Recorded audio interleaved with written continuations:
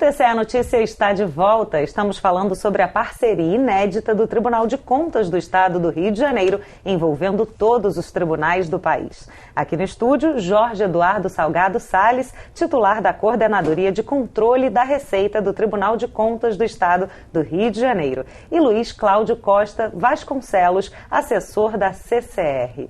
Bom, no primeiro bloco falamos aí sobre a parceria, a primeira parceria do Tribunal de Contas do Estado do Rio de Janeiro, que foi inclusive com o Tribunal de Contas do Estado de Rondônia. Foi por meio de videoconferência e aí ficou aquela pergunta no ar. Vocês vão continuar usando essa ferramenta? Olha, parece um caminho sem volta. Nesse tipo de trabalho, em que, no caso dessa auditoria de Rondônia, em que a gente tinha um eixo muito grande para cobrir um espaço curto de tempo, esses encontros preliminares por videoconferência foram fundamentais. A gente não teria conseguido planejar adequadamente a auditoria sem esses encontros prévios, sem essa troca de informação que foi excelente, esse contato inicial. E quando a gente fala hoje em dia de uma criação de rede de controle, em que as instituições, os tribunais de contas e outros órgãos se auxiliam, né, oriundos de vários entes federativos, começam essa troca de informações, eu acho que essa ferramenta vai ser de grande utilidade. Nós inauguramos, inclusive, segundo a Paula Nazaré, que é a diretora da Escola de Contas, inauguramos a estrutura nova da escola, porque a escola recentemente foi inaugurada, esse ano, né? Ano passado, foi inaugurada num prédio novo e com uma estrutura de videoconferência justamente já pensando não só nisso, mas também em videoaulas e outras formas de utilização, mas para auditorias e para o controle externo, no caso, né? Foi a primeira utilização, digamos assim, espero que a primeira de várias, né? Eu já conversei aqui, inclusive, com a Paula Nazaré, né, que é diretora da Escola de Contas de Gestão, e ela comentou, sim, que tem interesse aí em fazer cursos à distância, né? Agora, voltando à videoconferência, bom, existe alguma desvantagem para a videoconferência? Não consigo vislumbrar nenhuma desvantagem, porque encurta distâncias, o custo é nenhum, tendo a estrutura já pronta, não há custos, né? Então a gente consegue unir diferentes momentos e economiza tempo. Não vou nem dizer a distância daqui para Rondônia, mas de repente daqui para o Ministério Público, daqui para a Alerj. Por que nós precisamos nos deslocar de lá até aqui, de repente para uma reunião, podendo fazer isso à distância, né? Assim, evitando o trânsito, tudo isso. Então, eu acho que é uma ferramenta que tem tudo para ser cada vez mais utilizada. Então, pelo que eu percebi, vocês vão continuar aí usando cada vez mais, né? Esperamos que sim. O Tribunal de Contas de todos os outros estados, enfim, eles têm demonstrado interesse em aprender com o Tribunal de Contas do Rio de Janeiro? Tem. Recentemente, a gente tem recebido bastante demanda em relação a isso. Ano passado, nós realizamos um curso no Espírito Santo, através da Escola de Contas, que tem uma rede também, e participaram 7 representantes de 7 tribunais interessados em realizar trabalhos na área da Receita. E a partir desse curso, o pessoal de Rondônia esteve lá, os colegas de Rondônia estiveram lá, e a partir de então eles continuaram esse contato. E assim, eu acho que isso tende a aumentar, né? Até com essa questão toda agora da crise, enfim, a questão da receita fica bastante sensível, né? Porque as receitas diminuíram muito, existem benefícios fiscais, então isso acaba trazendo importância para essa questão, né? E estamos aí para trocar o que for possível, né? Cada vez mais essa troca aí de informações e de experiências, né, com os outros órgãos. Com os outros órgãos não, né? Com os tribunais de contas de outros estados. Isso. A gente pode até já adiantar que algumas das coisas que nós vimos em Rondônia vão ser úteis aqui no estado do Rio, né? Uma parte do trabalho que eles desenvolveram, enfim, até na questão de benefícios fiscais e, enfim, outros eixos também. Assim, observações pertinentes que cabem aqui na nossa realidade também. E vai ser de muita utilidade, sem dúvida. Tá bacana essa troca, né? Porque às vezes até quem está ali para ensinar acaba aprendendo também, né? A gente, na verdade, a gente não foi para ensinar, a gente foi para participar. Mas é claro que como nós temos mais experiência, acaba que a gente contribui bastante para o trabalho. Mas o trabalho já estava muito bem elaborado e planejado, né? Então, a gente conseguiu, a partir disso, e vislumbrar situações que a gente pode trazer para a nossa realidade aqui e que não tínhamos pensado antes. Então, sempre temos o que aprender, né? Aproveitando que o senhor tocou nessa questão da crise econômica, né? A gente está passando aí por um momento de crise econômica e que cada vez mais rumores sobre desvios de verbas públicas chegam à população. O senhor acredita que as pessoas estão reconhecendo mais o trabalho dos órgãos de controle?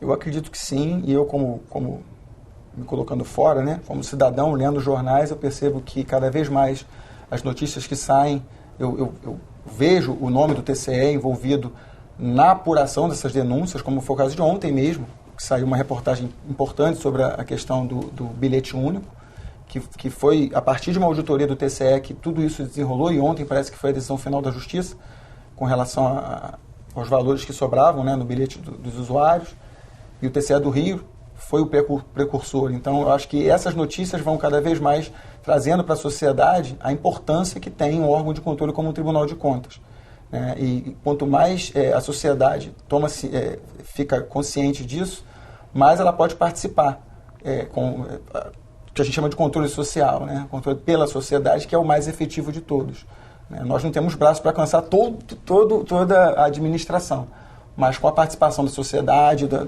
organizada, isso se torna mais fácil. E na nossa parte da receita, né, a gente, nessa busca pelo equilíbrio das contas, com a crise, né, que a gente soube falar em cortes de gastos, né, mas os gastos estão limitados às receitas que o Estado consegue arrecadar.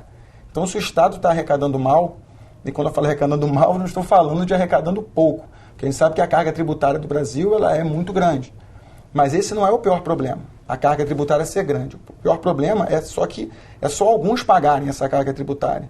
Então, o que o tribunal busca, o que o controle externo busca na área da receita, é fazer com que essa carga esteja bem distribuída, né, conforme a lei determina.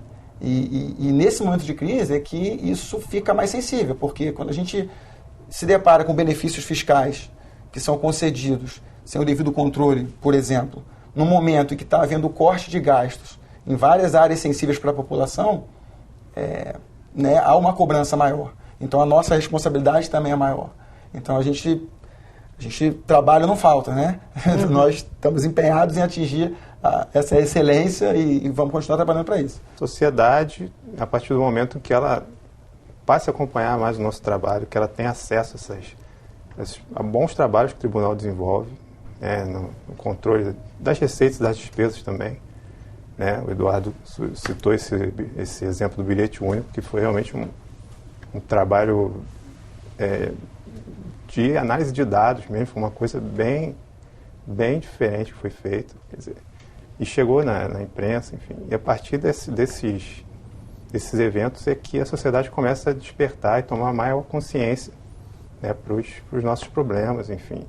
É uma atuação conjunta. O controle externo e o controle social são indissociáveis. O senhor gostaria de fazer algumas considerações finais? Estamos chegando aí ao finalzinho do programa. Eu gostaria de registrar, sim, essa parceria que foi feita, que para nós foi muito, muito, muito importante. Eu espero que ela se prolongue, porque, principalmente no âmbito do Estado, aqui nós temos um único órgão, né, que é o Estado, no caso, para fiscalizar. Ficamos um pouco, às vezes, carentes de uma base de comparação. Então, muitas dos controles, enfim, dos procedimentos que são feitos no Estado do Rio de Janeiro, eles são idênticos aos que devem ser feitos nos demais estados. Então, é importante para um órgão de fiscalização como o nosso conhecer práticas que já deram certo em outros órgãos similares. No caso dos municípios, isso é mais fácil, porque nós temos 91 municípios, então a experiência de um pode ser aproveitada para o outro. Inclusive, na escola de contas, a gente troca muito isso entre um município e outro, e nós ali fazendo a mediação. Então, isso é muito produtivo na área municipal. Na área estadual, isso já fica um pouco limitado.